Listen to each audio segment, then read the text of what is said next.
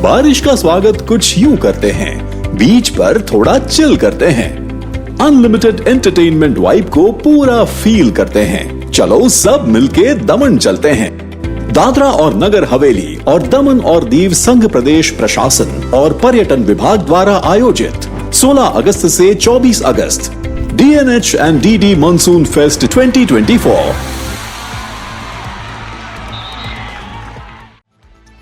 वापी में तालुका स्तर के 75वें वन महोत्सव का मंत्री कनुभाई देसाई की अध्यक्षता में आयोजन किया गया। मंत्री ने वृक्षारोपण कर वृक्ष रथ को हरी झंडी दिखाकर पौधों का वितरण किया। वलसाड जिले के वापी स्थित हरिया LG रोटरी अस्पताल में तालुका स्तर के 75वें वन महोत्सव का आयोजन वित्त, ऊर्जा और पेट्रोकेमिकल्स मंत्री कनुभाई देसाई की अध्यक्षता में किया गया। इस समारोह में एक पेड़ मां के नाम अभियान के तहत मुख्य अतिथि और कैबिनेट मंत्री कनुभाई देसाई और अन्य महानुभावों द्वारा वृक्षारोपण किया गया, जिसके बाद मंत्री द्वारा वृक्ष रथ को हरी झंडी दिखाकर रवाना किया गया और पौधों का वितरण भी किया गया। मंत्री ने कहा कि वृक्षारोपण के साथ साथ वृक्षों का संरक्षण भी अच्छी तरह से किया जाना चाहिए। कोरोना काल में ऑक्सीजन की कमी जैसी स्थिति फिर से उत्पन्न न हो, इसके लिए अधिक से अधिक वृक्ष लगाने चाहिए, क्योंकि वृक्ष अधिक ऑक्सीजन का उत्सर्जन करते हैं। सरकार ने भी वृक्षारोपण को प्राथमिकता देकर नई नीतियां बनाई है। वलसाड सामाजिक वनीकरण विभाग के उप वन संरक्षक डॉक्टर राम रतन नाला ने अपने वक्तव्य में वन विभाग की विभिन्न योजनाओं की जानकारी दी और लोगों से इन योजनाओं का लाभ लेकर वन क्षेत्र के विकास के लिए अधिक से अधिक वृक्षारोपण करने का आह्वान किया।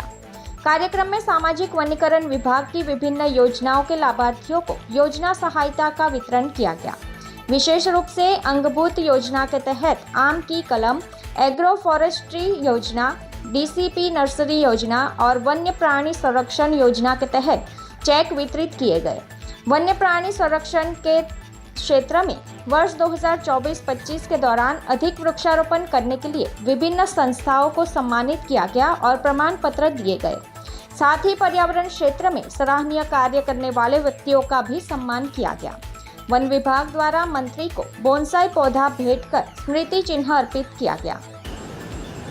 આપણે જાણીએ છીએ કે આપણો ભારત દેશ એક વિકાસશીલ દેશ છે, એટલે કે આપણા દેશમાં વિકાસની ગતિ પહેલાના સમયમાં ઘણી બધી ઓછી હતી અને જ્યારે વિકાસશીલ દેશ આગળ વધવાનો પ્રયત્ન કરે ત્યારે રોડ, રસ્તા, રેલવે ઘણું બધું બનતું હોય છે અને એના માટે ઘણા બધા વૃક્ષોનું છેદન પણ થતું હોય છે અને આને અનુલક્ષીને જ આપણે જોઈએ છે કે જ્યારે વિશ્વમાં એક ક્લાઇમેટ ચેન્જ એટલે કે વાયુ પરિવર્તન, આખા વર્ષમાં વરસાદ ગમે ત્યારે પડે, ગરમી ગમે ત્યારે પડે અને ઠંડી ગમે ત્યારે પડે, આવી રીતે જે રીતે ઋતુચક્ર સમગ્ર વિશ્વમાં ફેરવાઈ રહ્યું છે ત્યારે આપણે જાણતા હતા કે પહેલા કચ્છમાં સજા માટે બધાને મોકલતા હતા, હવે કચ્છમાં એટલો સરસ વરસાદ પડે છે, નર્મદાનું પાણી આપણી સરહદ સુધી પહોંચ્યું છે, ત્યારે આવા પરિવર્તનને અનુલક્ષીને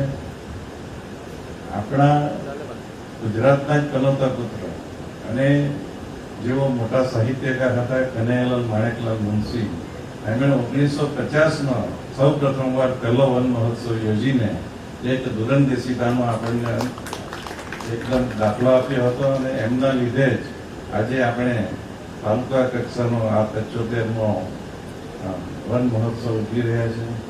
વૃક્ષો શા માટે જરૂરી છે અને એની સાથે સાથે પાણી શા માટે જરૂરી છે એ જોઈએ તો હવે પછીનું જો ત્રીજું વિશ્વયુદ્ધ થશે તો એ ફક્ત ને ફક્ત પાણી માટે થશે એમ ચોરેમેર ચર્ચાઈ રહ્યું છે, ત્યારે આપણે વૃક્ષો રોપવાની સાથે સાથે આપણા વિસ્તારમાં વરસાદ તો ઘણો બધો પડે છે, પણ એની સાથે સાથે આપણે વોટર હાર્વેસ્ટિંગની પણ પ્રવૃત્તિ કરવી જોઈએ।